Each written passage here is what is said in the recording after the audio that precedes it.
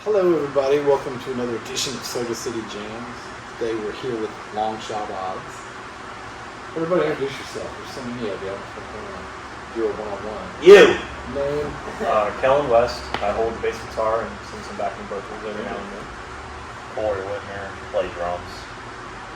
Hey, I'm JJ. I play guitar, do some backing vocals and other things. I'm Patrick. I sing the things and I write the things and I play some keyboardy things and I play some trombone-y things sometimes. And any other instrumentation, I guess, that needs to be added. Finger snaps, kazoos. Hey, kazoos are mine. Yeah, kazoos are yours. I gave you the kazoos. So kazoos are his. Sorry.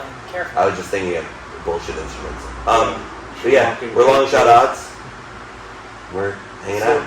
One question I was interested to ask you guys, being a fan, and the first time I saw y'all, we had a show where we played with y'all at, where was it, that little place? Conundrum. Okay. And Where Wico is now. Yeah, and in that show, you were firing the guitar player, or he was... No, he just left. He left. And I had the boots that night. Yeah, and it made for one of the most interesting stage banner kind of things I had seen, so... One thing I've never bothered to ask or find out about is what was the original incarnation of Longshot Odds? I guess it was you, me, and us. That night, I remember that night because at Conundrum, I don't remember. I don't remember who all was playing because I had the flu. Yeah. So Of course. it was already our last show, and we knew it was our last show. Tyler, at the time, our guitar player, and you, me, and us. Basically, he just didn't.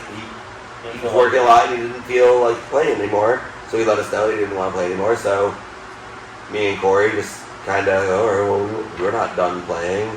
So the band was called You, Me, and Us? You, Me, and Us, yeah. Okay, which was a Stripes reference to You, Me, and Uncle Sam. Just You, Me, and Uncle Sam never fit on posters really well. It was just too wordy, so we just shortened the... Ulysses S. Grant, U.S. Grant, we just shortened that to us. Yeah. And come to find out, there's like 18. It's the worst name ever because there's 1,000 bands with it's ungoogleable. Yeah. So really bad idea. I had a similar experience. So Yeah. And then another band called themselves You, Me, and Us. They used like an ampersand. Yeah. And stuff like that. So Good cease and desist letters. I attempted it. Instead, I just wrote a bitter song about it. It's on some record somewhere, I think. Yeah. We had a generic name at one point. But it changed when JJ came out. Yeah. Well, I was going to say, when did it officially come out? Early 2015. 2015, yeah. What's funny, because I always thought of y'all under that name, but I guess I didn't realize it was You, Me, and Us. Yeah, because me and Cory started, You, Me, and Us started in 2007. And me and him played together that, there was a brief period of time where we didn't play because we didn't have a place to practice. I was playing with Death in Paris and for like a year or a year and a half or something like that. And then we started playing shows again and everything was cool. And then Tyler was living with me for a while and then he just started dating girls and he got a divorce and basically started dating this other girl and wanted to move in with her and so the band stopped. Death in Paris, what do they call them? Glass Mansions. Glass Mansions. Blake Carambula, Jana Doyle.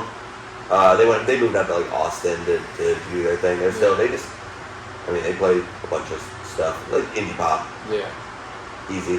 Candy. Easy candy. Delicious candy. I always hated playing shows for a bunch of people who like to see us. Yeah.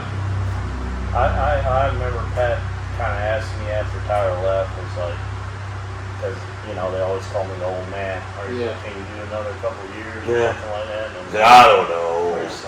It's like 7 years later. So. Yeah, 7 years Cory, later. the funny thing is, Cory actually now finally looks his age. He's done being the old man. Now we're all decided to catch up. What's the age difference in the three of you? I don't know. What are you, like 60? 43. 43. Yeah. I turned 38 today, actually. Today's my birthday. Happy birthday! I know. Crazy. Yeah, happy birthday. Yeah. Hey. She would have bought cake. I'm a big birthday person. Yeah, I'm not. They're always kind of disappointing. Aww. Well, happy birthday. Because people hype him up too much.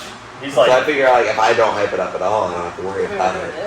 Yeah, we're doing this. Yeah, that's true. This was my birthday present to myself. This is your present.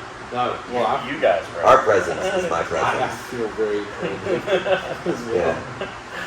So, individually, what made each one of you guys want to play music?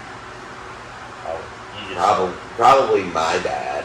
Yeah. Like, just because he always played, guitar. He always just had the acoustic guitar and would play it growing up. So, when I was finally old enough to touch the guitar and stuff like that, and like I would just like write like little one-night songs. I think like one of the first things I figured out what it was like the basic chord structure to like STP's Interstate Love Song, because it's just like dun, dun, dun, dun, like that chromatic just down or whatever. So that was easy. So I would figure it out one note at a time, and I guess I that's how I became a bass player. That's really good though. I think using the mirror, honestly, Yeah, and actively is the most important thing. yeah. Yeah. I don't know music. So you had a dad. I had a dad. Playing, thought that looked cool. And Yeah. Yeah. That's how He always made it look cool. He played like, You Are My Sunshine, like Yeah. some like Grand Funk Railroad and a lot of yeah. like Clapton, B.B. King kind of style blues stuff. Yeah. He was always into that. Some The Kid band, Crush or something like that. the band, Yeah. and Yeah. Tom Petty, I guess. And never like hair metal. Do you Really. find like was he playing? I'm just curious, like stuff more from his youth or stuff? That Yeah, because my dad was born in 49, and I'm the youngest. You're older. Yeah, yeah, still fucking rocking. Wait, Yeah, it is. But he played in like skiffle bands and stuff like that. Like, I actually have a recording in my car. My dad got touched up at some place in West Columbia that does like audio restoration. He had an old reel-to-reel of his just band practices and stuff like that, and we restored it, and they're playing like all these old like Kinks songs and stuff like that. But it's like when they're basically like the modern cover bands playing like new songs. Yeah. But at the time, so you go back and listen to it, it's like, oh, that was cool. I always found that stuff was so much impressive for the guys back then because they didn't have tab sheets or the internet or Yeah. guitar Oh, or absolutely. something. Yeah, they had to Well, now any asshole. communication was like damn near zero. Yeah. Other than the Well, direct there service. wasn't guitar centers, and there wasn't. Yeah. So any asshole now can be a musician. Yeah. And all it takes is a couple. I'd say You're not going to go the take. asshole can replicate something. I would In say the- yes. in You the have the 60s, one. Though. in the You Still have to 60s, have drive. who was giving gotta teach kids guitar. who was giving guitar lessons in the '60s, and what type of That's guitar a good lessons? point. Yeah. And what type Right. of guitar That's lessons were they Well, it taking? was like pretty much a Mel Bay book. It would have been Yeah. some guy being Yeah. like, "Here's a staff," and start reading some notes. and you'd be playing jazz and like heavy amount of jazz. like stuff like that. So like rock and roll was. But we didn't even think about I that. didn't think about that because I based all my. And even instrumentation, like where were you Yeah. going? Like what type of guitars were you buying in the '60s? Like Right. there wasn't a ton of stuff I out. wasn't. I know the guitar my dad had. His mother Sears sold at a garage. guitars It was Yeah. it was like a 1959 or something like that Fender Stratocaster. I know I saw one sold at an auction for like $25,000. She sold it at a garage sale for probably like $25, Yeah. if that back then. Yeah, I think we all have horror stories like that. Yeah. I should have kept that. Yeah, that's crazy. Cory, what made you want to be a drummer? Tell the pots and pans story. And I'll be honest with you, it was a friend of mine. Yeah. Might know him, Simpson Hyatt. Yeah, Henderson. Okay, Simpson Hyatt. I was 15 years old and he was in a band called Fate of Society with Toby Smith Yeah. and Jason Phillip, of all people. Yeah. And they needed a drummer. And I was just like, I think I could do that. I mean, Yeah. so I mean, all I did was buy a drum set and just learn by it, listen to music, and Yeah. beating on crap. Yeah. Hate to say it like that. You Never literally taught, became a drummer just from somebody needing a drummer. basically, That's neat, man. It's, and been doing it ever since. Not my story. I'm sorry. I mean, it's not an interesting story. I think that's interesting, honestly, just because. Yeah, no. He had a van. I mean, to Yeah. literally, Necessity. well, to literally, like, Mine was very vain. learn an instrument that's that involved, because it's not like, you bought an acoustic guitar that you could just throw away. It's like you have to set up drums, you have to carry them everywhere. you Yeah. go. That's a lot. Well, even in You, Me, and Us, I wanted to be a guitar player. Yeah. But I also owned a bass, and Tyler didn't own a bass, so Yeah. I was like, I guess I'm the bass player. Yeah. That happens That a did lot that in with him bands. back in the early 2000s. Yeah. They didn't have a bass Me- player. They played I together. was They played 16 together years old. before You Me and Us. Okay. That's, I played Yeah. in a band with him called Early Grace, and he was the bass player. He was 16 years old. Yeah. That was a good time. God forbid. Yeah. He was in his We 20s. taught him some bad lessons in Yeah. life. 16. But, You're still teaching them. yeah, you know, and, not more. And now he's dad. yeah, I'm just like that Now now. he's Papa. Yeah. You know, I'm the old one trying not to like, get anybody in trouble. Trying to keep me in pack line. Yeah. Kellen out of trouble. I'm like, let's Doing a great job. yeah. Not too good. How about you? I actually had two friends that lived across the street from me, and they both played guitar. Yeah. And I used to hang out with them, obviously, so they had the guitars out, and they're like, hey, we're going to start a band, you want to be in it? And I'm like, I've never held an instrument ever. Yeah. I'm like, well, I guess I can't be a guitar player, and I can't really afford a drum set. Yeah. And I'm going to ask my parents, are you a drum set? Yeah. So I got this bass guitar, and then all of a sudden it's like, I can actually play this thing. Yeah. You know, it's like, wow, where this kind of Was that Norris, come from. USA? No, this was Limit 35 when I was like, How long before 14 Norris, years old. USA was that? Way 10. before. How far 10 was years? Zephyr 10 after years that? before that. How long was that for? After that. Chris's band. That's Norris, How- USA, right? How long did I learn how to play bass after Chris's band? Is that what you're asking? No, He's still working on it. Yeah, so No, We he knows met how- Kellen. no, me and Corey's band used to play with Kellen's old. Kellen's old band, Yeah. and that's how we met Kellen. And Oh, you didn't know Kellen before that?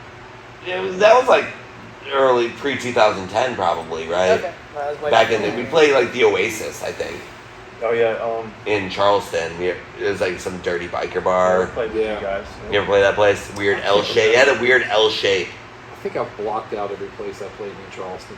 Yeah, it was a very unique. It was a very Is it unique. that bad? Some, I mean, it was always like. We have a good time. in Charleston's been really good They've to been us. good to us. There were a few fun shows. Charleston sucked for You Me and Us though. It's been good for Longshot Odds. Yes. Yeah. You Me and Us was never great. So the funny thing is, though, like, well, I played with you. We played with you when I was with him, and we were both, in our teens.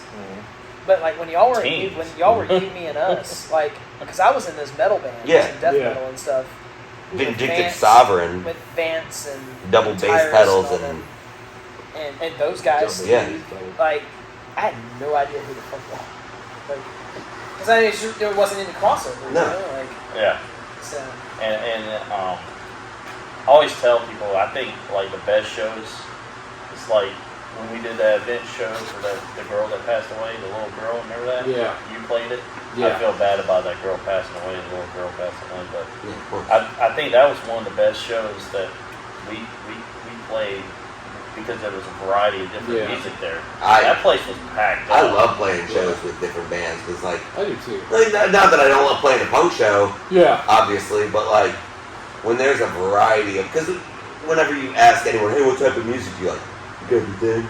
Yeah. You know, nobody's gonna be like I don't like. I only like specific metal. I just like, Yeah, it's like- you know, indie death Everything metal. after and before Like- was garbage. Yeah, it's like no, it's like most people. It's like I like Wu-Tang Clan, and I like NoFX, and Yeah. I like Tom Petty. Fuck Exactly. off. I don't know. No, Like all those 100% things right. don't need to be mutually exclusive or separate from each Well, other. I always wonder when that happened. Like people started trying to pigeonhole shows into some sort of genre. But even they started doing it with the radio. You know, back in the '60s, the radio top 40 was top 40. then, like you get a Johnny modern Cash, rock the Beatles, station. and this. And Yeah, you should like you listen to a classic rock station. It's gonna be you might get some Well, that's what I cool. mean. You They might go started- from Beatles to Yeah. Cool and the Gang to the Rolling Stones. But not. Oh, I You think know, that if you listen to like Whitesnake. actual radio now, Yeah. I don't think that's. Because who does worse. that? Yeah, Who does that? like corporations. They tell Who people what listens they to the think. radio? That's what I mean. But, well, I have had to here recently because my CD player broke. Oh man. Yeah. So I've gotten a healthy dose He's of got a Fox CD 102 player now. still. Yeah. Dude, my Volvo. Oh, no, sorry, not Volvo. Is it Volvo? What I got a Volvo. What's my car? Well, what are you Subaru. Subaru. Subaru. Oh, Subaru. Subaru has a 6-disc change. Nice. Yeah. Is it in the You trunk? got 6? Huh? You got 6? No, I think it's built into the Oh, it's middle of built the into- console. Yeah. I had one of those. So it just Yeah. eats them all. Well, I bought a car. I bought a car with a distance changer. They only removed the first disc Yeah. out of the changer, so when I put a CD in, I didn't know it had a 6-disc changer. When I bought it, skipped to the next thing. Everything was like Korean language after that. Like I think the car was repoed. Yeah. That's hilarious. And it was like one of them was like a naturalization test. Nice. And yeah. Yeah. Like in the disc chamber? Yeah. So one thing I was going to ask, because I've seen y'all as a band grow into different things, is when did the decision for you not to play bass kind of come into effect? Or was that always Oh, something Shannon, you yes. were- No, I need you to. you Grab me were something. curious about doing, or you know? All right, no, that's actually, I'm could glad. do it, you know. So in the, if you go to our Spotify channel, there's a You come on, album. Frank. Yeah, you, Come on, walk she didn't in. sign the release. Walk You're gonna have to blur her That's face. right. Yeah. No, it's okay. Blur your face. We'll get you Yeah. the sign. Yeah. Don't worry. There you go. Your arm was on camera. That's $1,000. I know. Well, you're gonna have to pay her now. You're gonna do like the James Brown thing and show up with 20 other people and demand that they get paid. All right, so there was the first thing, if you go to our Spotify channel, it's not the first thing we ever recorded, but the first thing that we really put out there on a mainstream thing is this little 3-song EP called The Days of Our Stripes.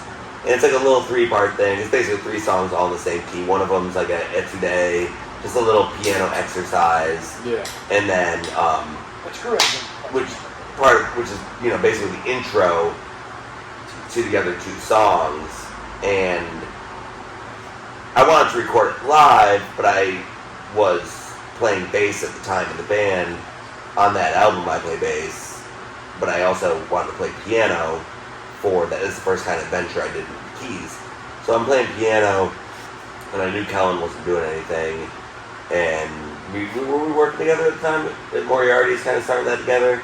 We was doing some like part-time work at a bar I was working at, and I just basically wanted to hang out with him. So I was like, hey, I've got this thing, and I sent it to him, and he basically wrote the bass part I would have written, like in my head. He just wrote it without me communicating to him exactly what I wanted. He wrote it, and so I was like, okay, come to the jam room, we'll re-record this, and we recorded like 10 songs, and really the only 3 I was happy with was the 3 that stemmed from the stuff that he wrote, and that was the album. Gummy Bear? Gummy Bears. We won't talk about Long that. story. We're not going to talk about that. Yeah, Long it's story terrible. short. Long story short, we're not going to talk about that. Yeah. And he just sounded really good. So then once we recorded that, I knew that I wanted him to be in our band. So we just kind of secretly started practicing with him. And then Billy had that 2 nights of punk rock festival that he set up a couple years of at State Street. Yeah. And like about halfway through our set, And I was there. I saw that show. So. halfway through our set, I kind of just like brought him up, and I was just like, "Hey, you wanna play a song real quick?" Because I'd And seen you do the keyboard before, but you had that same problem where you had to put the bass down and you had to kind of devote. yeah, You were like doing that. Wolf Mother. I think the bass Yeah. player did that Yeah. Wolf Mother. And I think it started. I mean, from a different perspective, like watching from like a different perspective from yours. I think it started a little bit sooner because we were with a shed Mhm. before here and before Kellen. There was a lot of things that like me and you were starting to like duel on as far as like, you know, dueling guitar and dueling bass. Like after like a month or 2, 3 months, the first recording we did, me and Pat started to get in synchronous as like musicians. Yeah. We started like dueling things and trying to do more complicated things, and then the conversation came as far as like we could add this and we could add this, and now it's turned into like we don't have enough fucking hands to do. Excuse me. Oh, that's okay. All the things that we want to do now Yeah. because we know we can do them, and then you know Kellen came into play on that album we were recording. He just came and recorded the thing, and then since then it's just been like, well, we can add this, we can add trumpet because he can play trumpet. He can play trombone. I can Yeah, we like at the last album we definitely me and Kellen popped some very rudimentary trumpet and trombone and a couple but songs. It's things that we can do. You know? No, I get and so it's like, why not do them? Like, I always kinda especially when think you're in so. the studio, like, why not do those things? Yeah. And now we've been going to record Cory Plow Yeah. last couple of years, and For me, I love that. Yeah. Like, he's got He's got the facilities. all the things that a guitar player would He's got all the toys. And he's got the dedication. Really, when Cory's listening, he just listens to the same nanosecond of a thing on repeat. It's the weirdest thing to listen to. It's like, I hope he's not listening to me. I hope he's not listening to me. I hope he's not listening to me. Well, to kind of piggyback what you said, me being an outsider watching y'all, I remember the first time I saw y'all play and the guitar player left that night. I remember thinking, God, this is a great punk band because everything I played just in the punk genre, it was great. Oh, I remember you busting out The Trooper or something at one point. It was some Iron Maiden song. I can't remember which one. Did that happen? It definitely happened. Oh. I can't remember if it was Aces High or The Trooper, but it was one of the bigger ones like that. I thought we might have played the Ace of Spades. No. No? Y'all did a for real Iron Maiden song. Because Oh. I'll never forget because the moment you did it, I thought. I don't remember either. That was a long time ago. Yeah. Yeah. Well, There's some videos. and you were very sick, Yeah. too, so. Well, there's some things that But I took away from that, not only you guys are a fantastic punk band, but when you want to, you can throw out something like an Iron Maiden tune. Well, Just more involved, And so when they added you, I was like, oh, okay. Yeah, I saw you already bringing more advanced kind of chops Yeah, to what was going on. And honestly, when I got, because I never listened to punk. I grew up on Pantera, Metallica, Cannibal Corpse, shit like that. When I got into this band, I was a fish out of water. Yeah. Because when I showed up for the first, hey. It's probably team metal, team pop punk, right? I mean, Yeah, so probably, I had never, my pop punk experience was I like some Paramore songs. They're fucking Yeah. I knew some No Effects, but nothing else. I've learned a lot about the punk genre. Yeah. When I came in, I came to the first practice, and he was like, okay, well, he didn't even say I was in the band. We're a Venn diagram. It didn't even say I was in the band. It was just like, hey, when can we practice again? I was like, I can practice, whenever. He still doesn't know he's in the band. Yeah. No, I've never been told I was having a actually in the T-shirt band. yet. Nothing, nothing. Yeah. No, Still hasn't got a she gets all the merch. She gets the merch. I get nothing. But it was always, after a month or so of us kind of playing together, he was on the bass still before, Kellen. Yeah. It's like, hey man, you're doing too much. Yeah. Simplify them. Think of Slash, and I'm not anything against Slash, but Yeah, not Slash. Well, it's funny. Well, I would say, what would Slash do? And it be Slash instead of, What would Slash do? No, the Slash will play. Right. And he was just Pat was always, for the first year or two. I always think of November Rain, Yeah. where it's He was Slash will play really great solos. There's only he only plays 3 notes. But it's he was play like Slash, play something simple. And I'm because it was difficult for me to come from, constantly playing arpeggios into trilling and all kinds of stuff like that to constantly thinking about the next composition for the next 60 seconds. You know? Well, it probably put you in a spot where you were good enough to play simpler, but was that really what you were going to get? Yeah, it was difficult for me to wrap my brain around. Just play the fucking power chord. Yeah. Just play the rhythm. Yeah. And I mean, musically, I like to think of I think Weezer and No Effects are two of the bigger things that I'll lean on as far as style, structure. Yeah. I like verses and choruses. I love a good bridge. Yeah. I love a good musical round breakdown, where vocals are all doing different things. Yeah. And just different instrumentation. I always thought, especially more No Effects than Weezer, but could change genres more easily than other bands. So it's hey, this is a fucking thrash metal song, and now we're gonna play a ska song, or something like that. It's I think they have a thing that's 60%, where it's that's all we need to give you. Yeah. About 60%. It's just and we're always going to have those 2 hits after that. Yeah. The rest of it, you like it or you don't. Yeah. Yeah. But I don't want to continuously write the same song. Yeah. And I do think a lot of that's artists hard will, as a band too, It's easy to lean into the one thing you do. And just continuously lean into that one thing you do. Well, I think it's harder to, I think you almost have to start out with the mission of your first show, theoretically. Would have to be hey, we did a country song, a pop song, a rock song, a metal song.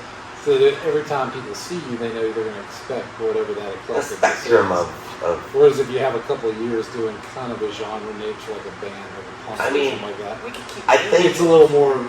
I totally think you can always expand and keep doing whatever you want to do. I think, especially me, because I'm kind of a shitty musician. You are not a shitty musician. I'm kind of a shitty musician in the sense that I have no idea what I'm talking about. Kellen and JJ both very well. They know what they're talking about. They know what keys things are in. They know, what notes are called. They know what rhythms are called. It's funny because just from talking to you, I would feel like you do know. Nope. He does. So he I know it in different language. I know it in you different undersell languages. yourself. Like you're ear driven because that's the way I was. I know I don't know what it's called though. But you're ear driven like your common sense for where things should flow and how. Oh, that's different. But it does make you a musician. A musician doesn't always have to be like textbook knowledge. Yeah, that's fine in my mind. In your mind, but in actuality. So it's nice to just have people. It's nice to be surrounded with people who can translate the amalgamy of just bullshit that's floating through my head. Yeah. In the studio, Cory always looks back at me and goes, "What key is this on?" Yeah. What mode is this? Yeah. Yeah, no, that's how we kids said. It's like, I don't care. I want you to be like, until he does that right, we'll sit there for 3 hours and do that. So it was like, there was one specific night in the studio, it was like 2 a.m. Yeah. And I had been working on this solo. And I mean, I had been playing the same thing, but it was like this one fucking note that Pat didn't like. And we were probably drunk at the time. Yeah. We were drinking Crown Royal, I think. And we were sitting there, and I played it over and over again. He was like, no, that's not right. And he was just like, and Plow, like, he goes along with our bullshit. Yeah. So me and Pat are sitting here, like, arguing, and, like, we're frustrated as shit. He's just like, all right, JJ, do it again. And I'm like, God damn it. Like, but it wasn't right. I'm sure it wasn't right. And I finally, like, there was, like, a specific, like, half day. I don't remember what it was, but if I say it wasn't right, it wasn't right. It wasn't right. And it was like a half day. It wasn't even a full step down. It was something he wanted in a specific spot. Yeah, perfect. Yeah. It was a real rushed, like, kind of like choppy, kind of. Yeah. And finally got it, but we were arguing, and Cory was just do it again. Yeah. I'm like, God. That's my favorite part about recording with Cory, because it's just like, do it. All right, do it again. All right, do it again. Yeah. All right, one more time. There's a lot of All right, trust do it involved with one that more kind of stuff. You want somebody to not lie to you and tell you. No, That sounded great when they did. So far as I can tell, from what musical knowledge I have or experience, Well, recording is a whole other set of skills. Yeah. it really is. Like it's a whole other world. I don't like that world. I like it. It's a tool you gotta learn. I like to use. live. Cory gets sad when we're doing it. I'm like, once Cory records his drums, he doesn't have as much to do. It's like that hill you gotta climb. You know, you go into the studio and you're like, you nail it, and you're like, fuck, I nailed it. It's like great. You know? Yeah. Well, guys, go ahead and plug yourselves shamelessly for us because we're gonna. All right. We're out Yeah. to you up here. July 25th at Art Bar. June 25th. Oh shit. Take 2. Go. June 25th at Art Bar. We're playing with Louis Turnow, Occult Fracture. Who else, Cory? Dog Bite, Cold Fracture, and oh god. I think you just said it. No. There's another 5. There's another one that Cory, you booked the show, didn't you? Yeah. All right. Louis Turnow, But Dog Soda Bite, City Jam's Cold gonna be there. Mm-hmm. And they're gonna record some stuff. That's right. Yeah. Because we're Kellen's getting married. You guys can Shit. Not June 25th. not June 25th. In That'd be a October. busy day. It You would know. be a very busy day. I don't think she would appreciate that. Did you say I'll have like a single or something coming out? We got a single coming out. I'm gonna shoot for June 25th, but we haven't finished recording it yet, so let's see what happens. Oh, it's And like if people want to listen to you guys, where do they go? Anywhere? Spotify. Yeah. iTunes, Bang, Amazon bang. Music, Buy stuff. YouTube. YouTube. Yeah, Bandcamp. I mean, we're broke. Yeah. New music venues. You're a musician in America, then. Yeah. Congratulations. Yeah. Guys, I've had a good time. I feel Yeah. like we could talk for 3 hours. Yeah, Oh, right. it's We been gotta too, yeah. wind this up. For sure. We've Longest- been hanging out longest with video. Longshot Odds. Thank you for jamming with us, guys. Yeah. Yeah. Thank you. I appreciate it.